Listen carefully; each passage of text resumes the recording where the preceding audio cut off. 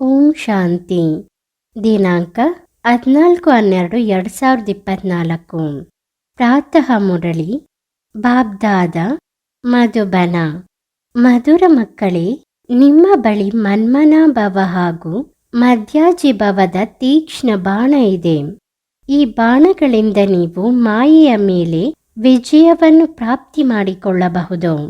ಪ್ರಶ್ನೆ: ಮಕ್ಕಳಿಗೆ ತಂದೆಯ ಸಹಯೋಗ ಯಾವ ಆಧಾರದ ಮೇಲೆ ಸಿಗುತ್ತದೆ? ಮಕ್ಕಳು ತಂದೆಯ ಧನ್ಯವಾದವನ್ನು ಯಾವ ರೂಪದಿಂದ ಆಚರಿಸುತ್ತಾರೆ?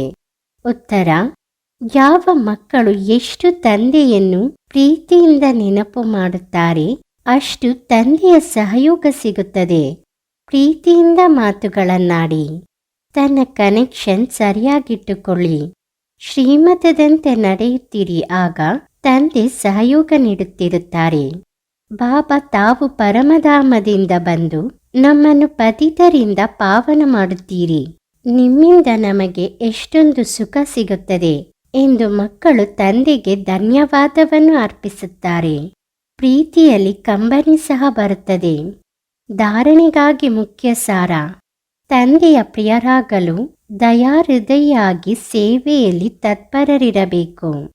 ಸುಪುತ್ರ ಆಜ್ಞಾಕಾರಿಯಾಗಿ ಸತ್ಯಯುಗಿ ಹಾಗೂ ಜ್ಞಾನಿಯಾಗಬೇಕು. 2. ಅಮೃತ ವೇಳೆ ಎದ್ದು ತಂದೆಯ ಬಳಿ ಬಹಳ ಸಿಹಿಯಾದ ಮಾತುಗಳನ್ನಾಡಬೇಕು. ತಂದೆಗೆ ಧನ್ಯವಾದವನ್ನು ಅರ್ಪಿಸಬೇಕು. ತಂದೆಯ ಸಹಯೋಗದ ಅನುಭವ ಮಾಡಲು ಅತ್ಯಂತ ಪ್ರೀತಿಯ ತಂದೆಯನ್ನು ಬಹಳ ಪ್ರೀತಿಯಿಂದ ನೆನಪು ಮಾಡಬೇಕು. ವರದಾನ: ಸದಾ ಉತ್ಸಾಹ ಉಲ್ಲಾಸದಲ್ಲಿದ್ದು ಮನಸ್ಸಿನಿಂದ ಖುಷಿಯ ಹಾಡನ್ನು ಹಾಡುವಂತಹ ಅವಿನಾಶಿ ಖುಷಿಯಿಂದ ಅರಳಿರುವವರು ಆಗಿರಿ. ತಾವು ಖುಷಿಯಿಂದ ಅರಳಿರುವ ಮಕ್ಕಳು ಅವಿನಾಶಿ ವಿಧಿಯಿಂದ ಅವಿನಾಶಿ ಸಿದ್ಧಿಗಳನ್ನು ಪ್ರಾಪ್ತಿ ಮಾಡಿಕೊಳ್ಳುತ್ತೀರಿ. ನಿಮ್ಮ ಮನಸ್ಸಿನಿಂದ ಸದಾ ವಾ ವಾನ ಖುಷಿಯ ಹಾಡು ಮೊಳಗುತ್ತಿರುತ್ತದೆ. ವಾ ಬಾಬಾ, ವಾ ಅದೃಷ್ಟ, ವಾ ಸಿಹಿಯಾದ ಪರಿವಾರ, ವಾ ಶ್ರೇಷ್ಠ ಸಂಗಮದ ಸುಮಧುರ ಸಮಯ. ಪ್ರತಿಯೊಂದು ಕರ್ಮ ವಾ ವಾ ಆಗಿದೆ. ಆದ್ದರಿಂದ ತಾವು ಅವಿನಾಶಿ ಅದೃಷ್ಟಶಾಲಿ ಆಗಿದ್ದೀರಿ. ನಿಮ್ಮ ಮನಸ್ಸಿನಲ್ಲಿ ಎಂದಿಗೂ ಏಕೆ, ನಾನು ಎಂಬುದು ಬರುವುದಕ್ಕೆ ಸಾಧ್ಯವಿಲ್ಲ.